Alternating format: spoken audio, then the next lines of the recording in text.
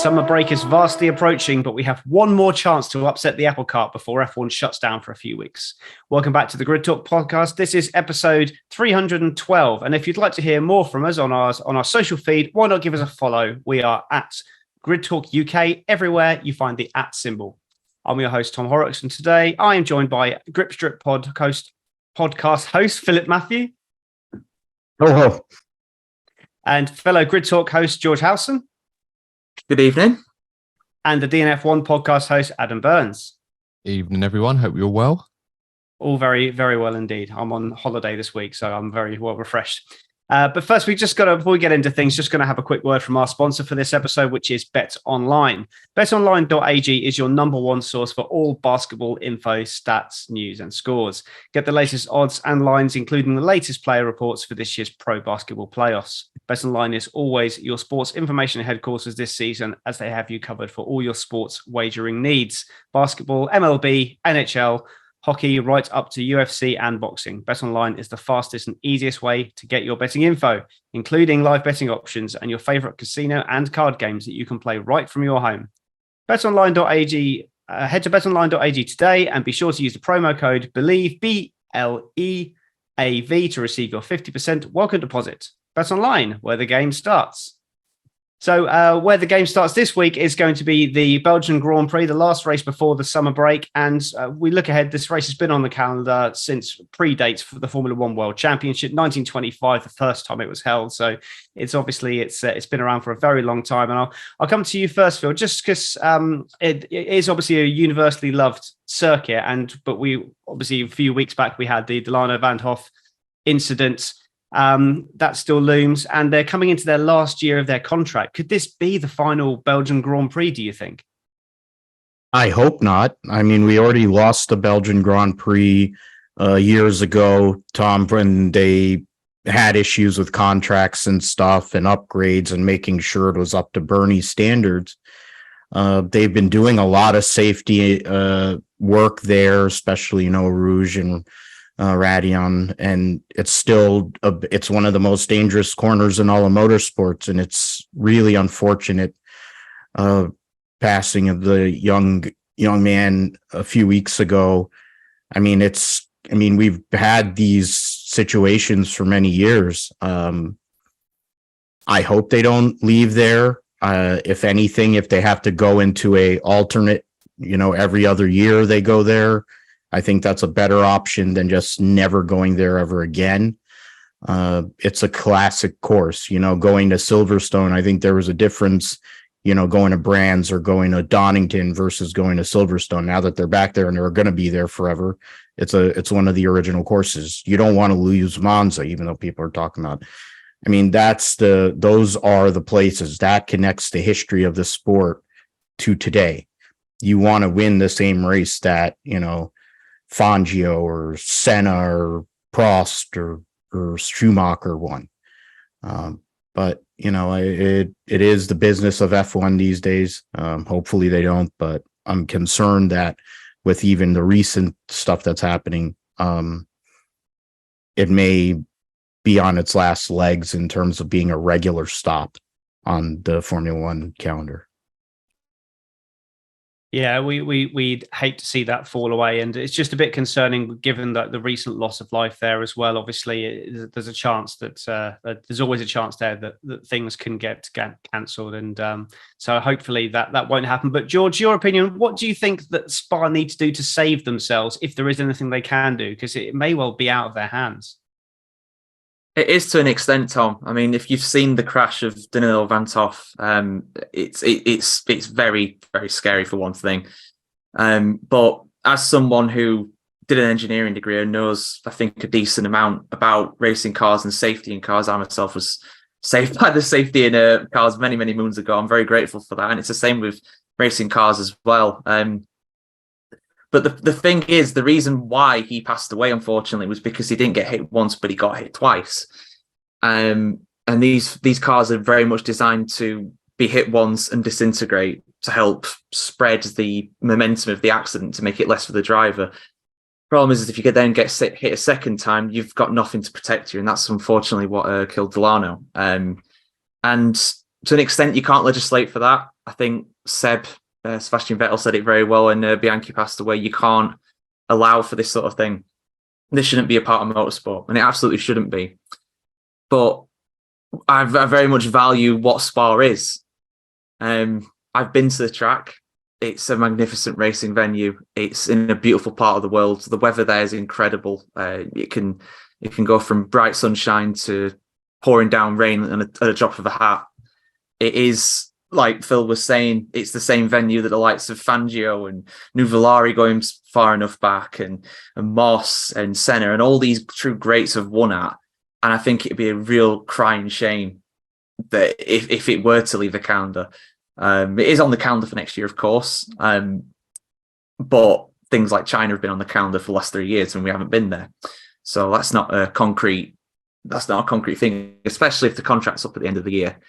I'm not sure if the circuit can really do anything. I mean, they've made it wider at the top of Radion after Hubert passed away in 2019. But I think that was just one of those freak crashes, and it's a tragedy, of course. But should the track be discontinued because of that? I'm not so sure. I don't think it's a problem with the circuit, to be honest. I think it was just a horrible set of circumstances, really. Yeah, it's pretty much everyone's second favorite or favorite circuit, and I think it just needs a good race this year to showcase why we need to keep it on the calendar, and maybe just looking at the conditions that we race in rather than actually the race itself. Let's maybe think: do we really need to be sending these kids out in these conditions? Probably not. Formula One slightly different, but these kids, we don't want to see them, putting their lives in danger when they probably don't have the mental maturity to deal with those conditions. But moving on to the race, so a slightly more happy subject, Adam. We'll come to you first for the AlphaTauri team, the team propping up the Constructors' Championship at the moment. A strong performance from the 2014 winner Ricciardo last time. It was a timely boost for them. But can Daniel be the catalyst for improvement of the sister team, do you think? I mean, it's a nice way to introduce yourself back into Formula One. I think there were many people that had doubts and reservations. I would say myself would be included in that, as to whether or not Ricciardo would be able to refine that magic that made him such a hot commodity in F1 only a few years ago. It was at one point where a lot of people were asking for him to go to Ferrari to replace Sebastian Vettel. Of course, he went to McLaren, won the race at Monza, but the whole period at McLaren wasn't necessarily a success. So obviously people had reservations over that. Him coming back, the nature in which he's came back, replacing Nick de Vries, maybe a little prematurely compared to where some people felt he could have replaced him. But nonetheless, he's come back, had a great weekend at the Hungaroring, very much outperformed his teammate Yuki Tsunoda and put the pressure on him. And hopefully it's a sign of things to come for Ricciardo. AlphaTauri will certainly be buoyant about this, and they will certainly hope that form continues because, as you mentioned already, Tom, bottom of the championship at the moment. Only Yuki Tsunoda's special performances to get a point here or there have been able to put them on the scoreboard, and they are lagging behind in the constructors. So if Daniel Ricciardo can continue this form, maybe get a points finish or two, and Tsunoda obviously continues from his early season form, they've got every chance from picking themselves up. But at this point in time, they obviously have to be honest with themselves. They still are, in my opinion, the slowest team on the grid. Not too far off Alfa Romeo, but it's so competitive in that midfield right now. You really have to be on it and for it all to come together just to get points at the moment. Yeah, that's absolutely 100% correct. Though the second place to 10th place has never been closer. It's a ridiculously close championship. So to go from the last team to the fifth team is not particularly difficult, as we've seen from a certain team in Papaya we'll be talking about a little bit later on. Finally, something nice to talk about there. But another team that's not quite in that kind of buoyancy, Phil, is the Alfa Romeo team. They had an incredibly strong qualifying in Hungary, but still failed to yield any points. Can Spa be a different weekend for them, given the very different nature of the circuit? It all depends with them, Tom. I mean, they're very track specific. It seems like that for certain teams. They've been known over the years to have great straight line speed. And so that could mean that they're in a good place for this race. And then once we come back for Monza, but I don't know. They had a great qualifying session last weekend at Hungary, and then it promptly went nowhere fast. Joe basically being late on the starting line, and then Bottas, and they were buried after that incident with Alpine. You would hope so, for the sake of the Ferrari customers, teams, they need to have some good news going on, but Bottas is solid at Spa over the years, but not really sure. I can't give a definitive yes or no with the Alfa Romeo, because we don't really know what their focus is, or what their commitment is at this point. Are we still on Audi mode, or are we just full on Audi mode, or are we trying to compete for points here? Because Williams is right there with them, and they're in a mix with them and Haas. So we'll see what happens. I think if Bottas has his druthers, he'd qualify in Q3 and put himself in a position to at least get back end points. But that's just my thought. Yeah, I think they're due a bit of luck. They've been scoring points in smatterings over the season, nothing particularly consistent, but they have shown they can get up there. I think this was their chance the weekend just gone, but hopefully they can resurrect that for before the summer break. Give them something to cheer about before the summer break. One team that's looking increasingly unlikely to be moving forwards, George, is the Haas team. The same old story in Hungary, a dynamite pace from Hülkenberg, and then just both cars going backwards in the race. Can this weekend be any different for them? Possibly. I actually think it could be a better weekend for them. Not because of their pace in the actual race itself. They have massive problems with trying to keep the tyre temperatures down, I think, in the race, especially with Spa being such an easy track to overtake at. They're not going to score any points there. But one of my bolder predictions, I think they could do all right in the sprint, because this is a sprint weekend. And Hulk did get some points in Austria in the sprint, and it was no fluke either. He fully deserved it. Probably the wet conditions helps as well. So I don't think it'd be easy for them by any means. But yeah, in terms of their actual race pace, the Haas are probably the worst car on the track. They cannot keep their tyres in a decent window. They just can't. And it doesn't matter. They could qualify 3rd and 5th this weekend, and they'll still finish like 17th and 18th by the end, just because they have no pace in the race. It's pretty depressing for them, and the only way, unfortunately, for them really is down. I can't see them getting much above where they are at the moment in the constructors' standings. So I'm predicting a difficult weekend for Hulk and Magnussen. Yeah, it's a strong shout on the sprint though, because with the way they can't keep the tyres in the window, and the shorter the race, the better their chances. So strong performance from Hülkenberg. We could well see them in the points, at least in the sprint anyway. But moving on to the team, Adam, that have been scoring reasonable consistency recently, Williams, and still occupying P7 in the championship. Can you see them pushing forwards towards Alpine, or will this be a rearguard action for them for the rest of the season? It's an interesting one, Tom. I think Alpine have kind of found themselves once again in a bit of a no man's land situation. They are comfortably ahead of everybody behind them, but they are quite some way behind those that are ahead of them. And that includes McLaren now, of course, who have completely leapfrogged them, and a few other teams in that fight, possibly for P2. Of course, we'll get to that bit later on. But Williams, it's interesting because, as you pointed out, they are the best team in the midfield at the moment. I think, in fairness, on merit, they have been the best midfield team outside those top 6 at the moment. And this could be another good weekend for Williams. I expected Williams to struggle at Hungary. Alex Albon finishing P11. I think, granted, he wasn't going to finish in the top 10 unless one of the much faster teams had a car drop out. And, as a result of the straights that we've got at Belgium, obviously the very fast final sector, and of course that run up through Eau Rouge and Radion, and of course the Camel Straight as well, you really have to watch out for those Williams. They're going to be very, very slippery. I imagine there's going to be a bit of an adjustment for the lack of downforce on that car in the middle sector. But I think Williams have shown this season, and in particular with Alex Albon, that they are able to accommodate that pretty well. As I said, P11 at a track in Hungary where I expected them to really, really struggle, and Albon very nearly got points. You can imagine that Belgium, with a sprint weekend as well, could be a great opportunity for them to pick up a few more points and build a bit of a buffer ahead of their rivals behind them in the Constructors' Championship going into the summer break. I really feel that a lot of praise should be thrown at Williams this season, and it could continue this weekend. Yeah, they are certainly doing a lot with not a lot at the moment, and that's probably a lot down to James Vowles in charge now, making things a lot more efficient. So I think it's going to be a very difficult car to overtake in a straight line, certainly. So who knows if they can have a decent qualifying, smattering of rain or something. You never know. Once again, as it seemingly has done for every race this year, it looks like there's rain forecast for the weekend. So it could well be an interesting weekend with the sprint as well. But moving on to Alpine, then Phil, you have to go back to 1995.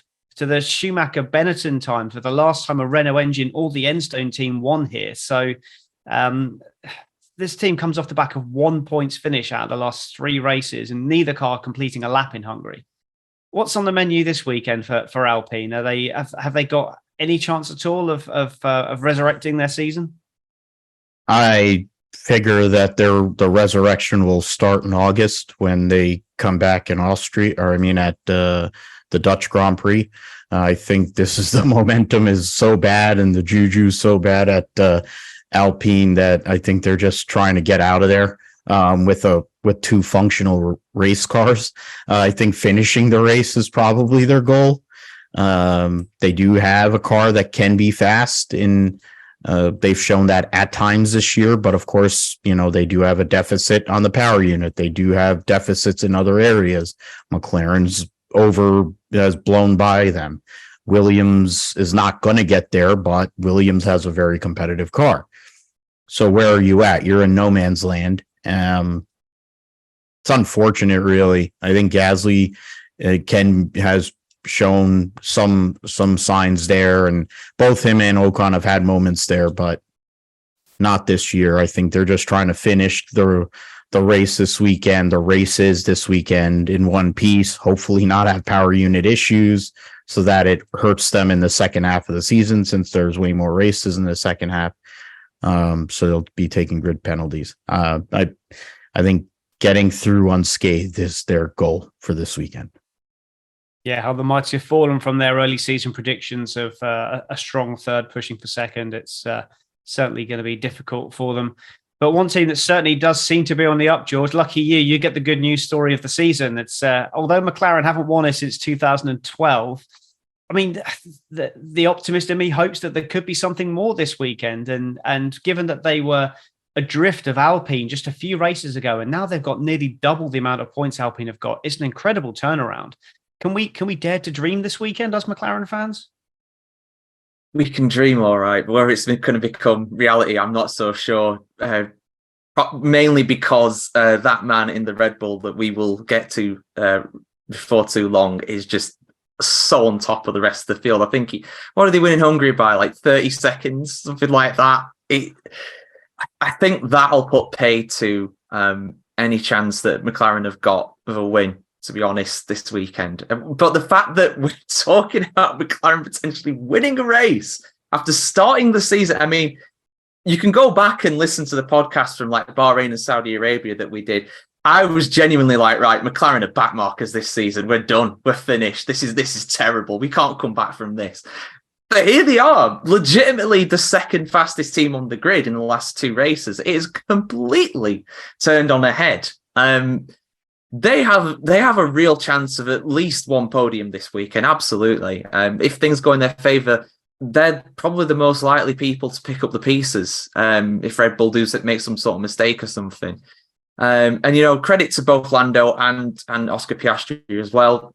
Lando, we've seen his quality before. We've seen him pick up podiums before. But for Oscar Piastri to be unfortunate in some ways and not get a podium yet, I do feel for the guy to an extent, but he's putting in some incredible performances. And I've filmed a short video, which will be out on our social channels, of course, at Greek Talk UK, like Tom said at the start of the show. But that video is just basically giving my bold prediction for the rest of the season, not the one you're thinking of, a different one. That McLaren have a genuine chance of overtaking Ferrari and Aston Martin on current form at the moment. I think they've got a real opportunity to get third, but they're going to need a very good result, especially around a high-speed track like Spa. But I think they can do it. I can absolutely see it.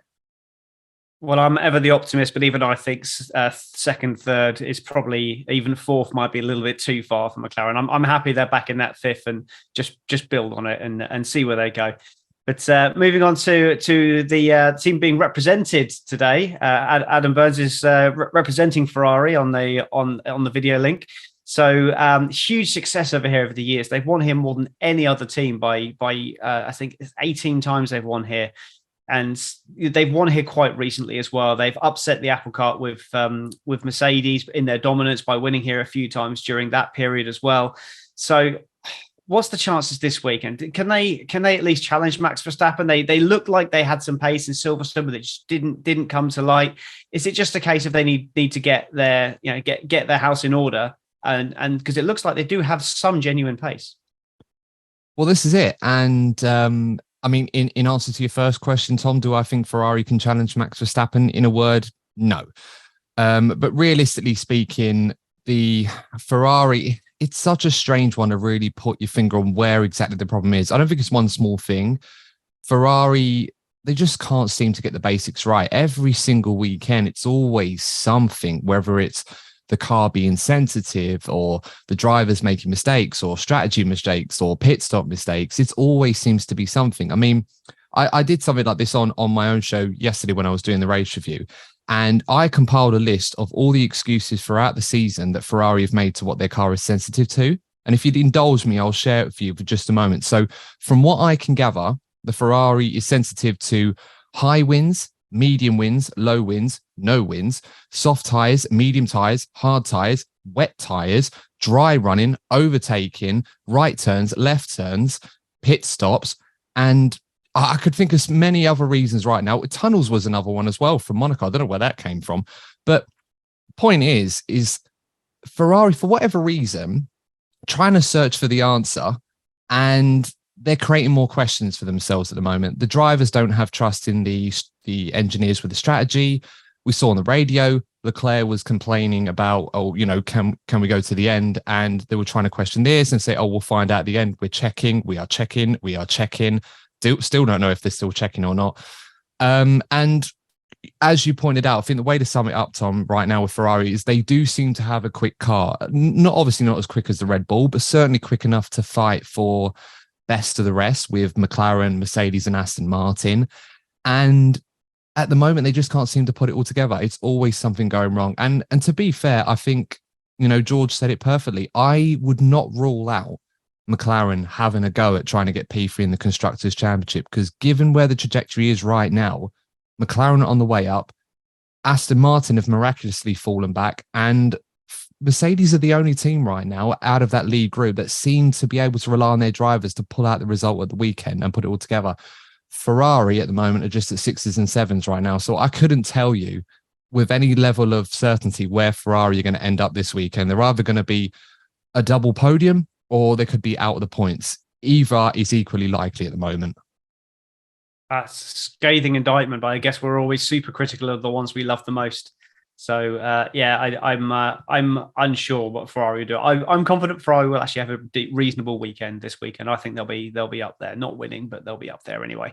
But you mentioned Aston Martin, and we'll move on to them next, Phil. And 3 races in a row, they've looked off the boil now. Maybe McLaren just snuck in and stole some of their upgrades and stuck them on their car, because it seems to be coinciding with the McLaren resurgence as the Aston Martin downfall, really. Can they get back to the podium contention this weekend, or has that ship now sailed? Is it just a case of building for next year?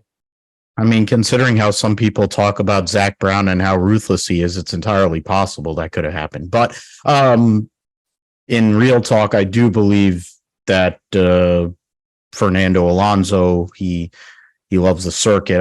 It's one of the ones he hasn't. I believe it's one of the ones he hasn't won yet. I may be wrong, but whatever. We are checking. Yeah, now. But he's won all these other places. Yeah, so they're okay, good. Not trying to be a downer, but yeah, for as good as he has been over the years and how great and a legend that Fernando Alonso is, he's never won at Spa. If you looked at it earlier in the season, you'd have thought that he had a chance to do that. This team, the Silverstone team, over the years has had some great performances at Spa. But I don't think that's going to be this weekend. Yes, Alonso will compete for points. Yes, Alonso will make Q3. What will come of that, I have no idea. Now, if the weather, which is always a thing at Spa, comes into play, it could change things up. Stroll, for what he is, seems to actually be all right in rain conditions, so that could actually up their chances. But second half of the top 10 is what I'm looking at for both Aston Martins, if both Aston Martins do make it in the points this weekend, which is kind of unfortunate considering they had the second best car for, I think, the first 3 months of the season. And I think after Monaco, the bottom fell out and they haven't found it since. Yeah, it's. I mean, the traditionally the Silverstone team has always been very good around this circuit, and obviously Fernando Alonso was in a very strong position this time last year, and but yeah, it seems to be a bit of a far cry from that position now. And let's see. I couldn't believe that when you said about Alonso never winning here, and yeah, you're absolutely right. He's never won here, and that's a phenomenal stat. So that I've learned something today. So, but we'll move on to Mercedes though. The upgrades they promised so much, and they didn't seem to deliver an awful lot. They've only won once here in the last 5 years, George, and it's which is much lower than I thought as well. And even that all-conquering 2014 car, as I mentioned earlier, was beaten by Daniel Ricciardo. Is this turning into a bit of a bogey track for them? And could this be the race where they drop back into that kind of midfield mire? I'm not so sure. I mean, 2014, that was helped by the Mercedes crashing into each other. We're not going to get into whose fault that was. That's nearly 10 years ago. But yeah, in terms of their performance this weekend, I mean, over one lap, that car is very fast. As we saw Hamilton getting pole in Hungary. Who saw that coming? I didn't. But in the race at the start, on higher fuel, it does seem to struggle a bit. So, I mean, I'm not going to get into my ball prediction. I've got a few floating around that I want to potentially go with to choose from. But I think Mercedes will do very well in qualifying, as long as George Russell gets his act together in Q1, like he didn't do in Hungary. But even then, he finished sixth by the end. He beat the Ferraris and the Aston Martins throughout the race, despite starting at the back of the grid. So that car's got good pace. They just need to utilize it properly. So I think to be honest, I think they'll do all right. I think they'll probably beat Ferrari. They'll probably beat Aston Martin. McLaren's maybe a bridge too far, but it just depends how they get on. They could have some really good low drag setup that we've not seen. They did pretty well around Silverstone as well, which is another high speed track. So I think Mercedes will do all right. I wouldn't say it's particularly a bogey circuit for him. I think the bogey tracks over the years are more Monaco and Singapore. They've usually struggled around them a bit more. Belgium's not too bad for them, but it's not been their best track either. So you're right on that front.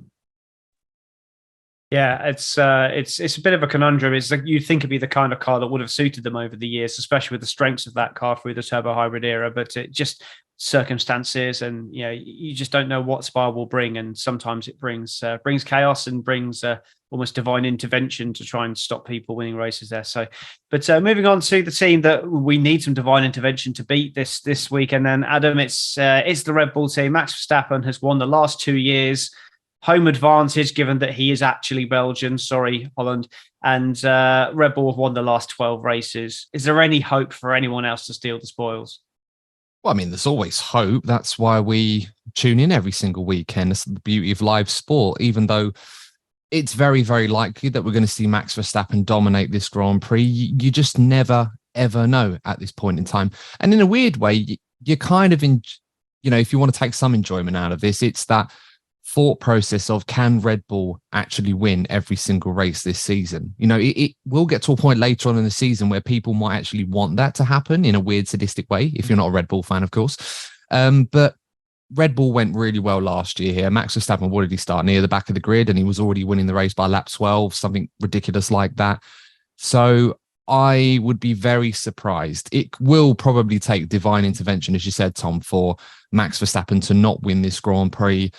Checo Perez, last week, Martin Brundle said it perfectly. It was a statement drive from him on the Sunday. Qualifying wasn't great. It was a very tight top 10 in all fairness. So, if you had a bit of a muddied lap, you can lose a few places. We saw that with Max, and Lewis took full advantage of that, getting pole position. So I'm expecting Checo to take the positives from a strong drive on Sunday last weekend and replicate this weekend and finish in the top two. I'd be very surprised if it wasn't a Red Bull 1-2 this weekend. And this is exactly what Checo needs to do. If he keeps doing what he's doing and puts in drives like he did at Hungary, obviously not having to recover a qualifying performance, he's very much going to be in that Red Bull for the foreseeable future. I think he just needs to do what he was doing last weekend, focus on his own driving, and Red Bull will be very happy with their drivers, quite frankly. I just can't see who's going to stop them.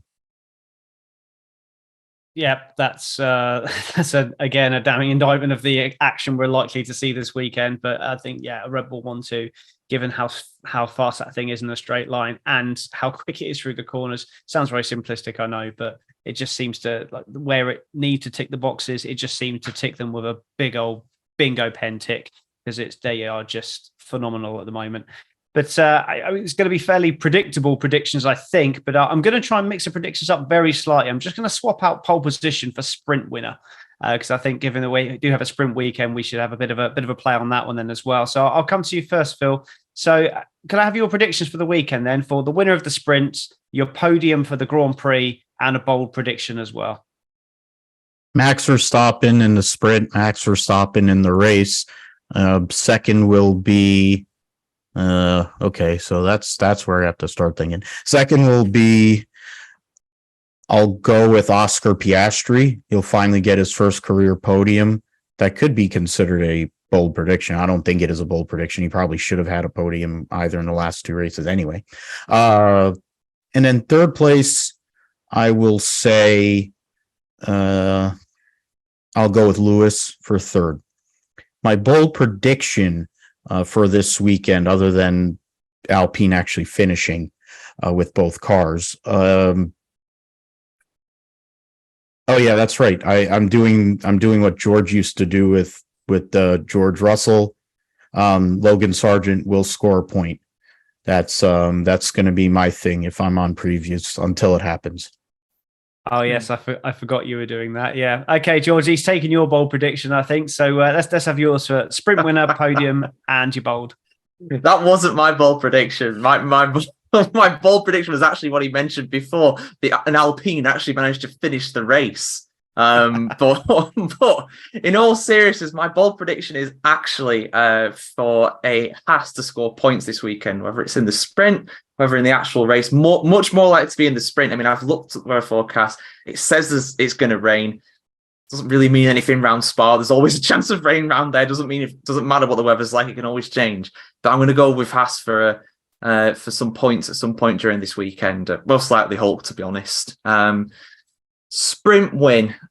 This is going to be a bold one, but after the absolute rocket of a start he got at Hungary, I'm going to go for Oscar Piastri. I'm going to say he's going to get the sprint win. I'm not going to say he's going to get the actual Grand Prix win. That's going to go to Max Verstappen, but it'd be just good to see somebody else from another team win some kind of race. I'm going to go with Checo for second. Obviously, for very obvious reasons, I want him to get first, but I'm not going to predict it. And third, I'll go for Lando Norris in third place. I can't think why you'd want Perez to win a race. I can't think of one good reason why you'd want Perez to win a race. One very big reason. That's it. One big sombrero-sized reason. Look at our previous episodes to see what I'm talking about there. Adam, your predictions, please. Nothing special from me, unfortunately. I'm usually more positive when I come on this show, so I apologize for that. Max to win the sprint, Max to win the race, podium Checo P2, and I'm going to go Lando P3. I think for me, it kind of depends on the weather. If we get a dry race and it don't see any rain, Lando P3. If there is some rain, Lewis P3. But for now, I'm going to go with Lando P3 just to be fun. And my bold prediction, I'm going to go points for Ricciardo this weekend. I think he might sneak into the top 10. He did a great job in Hungary, as I said already. So, if he keeps it all clean, keeps it all together and does what he did last time, I think he might get in the points again. Nice, yeah. As I said, previous winner around this track, so he does love it around here. It's been quite good to him over the years. So yeah, strong predictions there, bold but strong. So I'm going to go with Max Verstappen for the sprint win, but I'm going to carry on with my trend of manifesting and trying to make things happen by predicting them, which is going to be a Lando Norris win at his mother's home of Belgium, with Lewis Hamilton coming home second and Oscar Piastri rounding off the podium. It's going to be a chaotic race. And a bold prediction, if that's not bold enough for you, is going to be double points for Williams with Albon coming home in P5. That's going to be my prediction there. So very wild, I'm sure you'll agree. But if you'd enjoyed this podcast, we would love it if you could leave us a 5-star rating on Spotify or a 5-star review on Apple Podcasts. And if you're one of those listeners who are not yet subscribed to our channel, why not subscribe so you know exactly when we're on? Click on the bell so you know when we're live and never miss one of our shows again. We're over 2,000 subscribers on YouTube now. So thank you for that. And please consider supporting us by sharing us with your friends. Before we go, Phil, tell us a little bit about the Grip Strip podcast and why we should listen to it. Yeah, thanks, Tom. Grip Strip podcast. You can find it on all platforms where you can listen to podcasts. We also have our YouTube page, Grip Strip Podcast, where you can go and see the video feed. We talk about all things motorsports. We talk about motorsports here in the US, but we also talk about world racing, not just Formula One, but the WEC, World Rally, World Superbike MotoGP, and what do you call Formula, all the feeder series for Formula One as well. Basically, if it goes fast, we talk about on the Grip Strip podcast. We're at Grip Strip Pod on X, Twitter, whatever it's supposed to be now. I'm at Philip G. Matthew. My co-host Josh Huffine is at JP Huffine.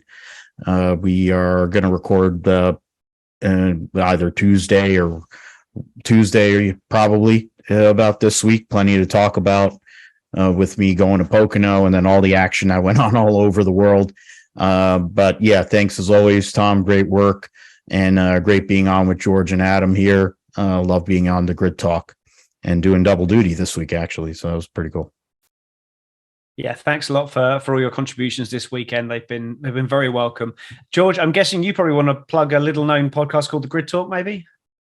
Yeah, I'm not sure if you heard about it. It's pretty good, but I'm not a big fan of the guy who's hosting the preview this week. I don't know, something about him.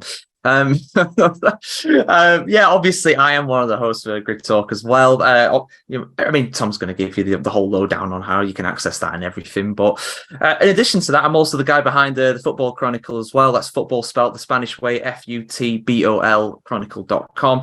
I do a weekly opinion piece on the world of football and what all the goings on, which I'm going to start up again soon as the season is fast approaching. And also it's a place where you can get some of your latest transfer gossip and what's going on with all the craziness of a certain country that shall not be named buying every player that is known to man. But yeah, check out that obviously if you want to see some more from me. Excellent. If you're not into Formula One, which don't know why you listen to this podcast if you're not, but if you're not into Formula One, then you like football, then yeah, check them out. So Adam, then do you want to give us a plug for the DNF1 podcast? Yeah, absolutely. First of all, guys, of course, if George didn't sell Grid Talk enough for you, go on the YouTube channel just to check out the beard game from you three guys, especially George, of course. Chef's kiss. Absolutely beautiful stuff as well. Of course, you two, Tom and Philip, obviously. I would only dream of being able to rock the beard game like you guys. So I'm sorry to disappoint.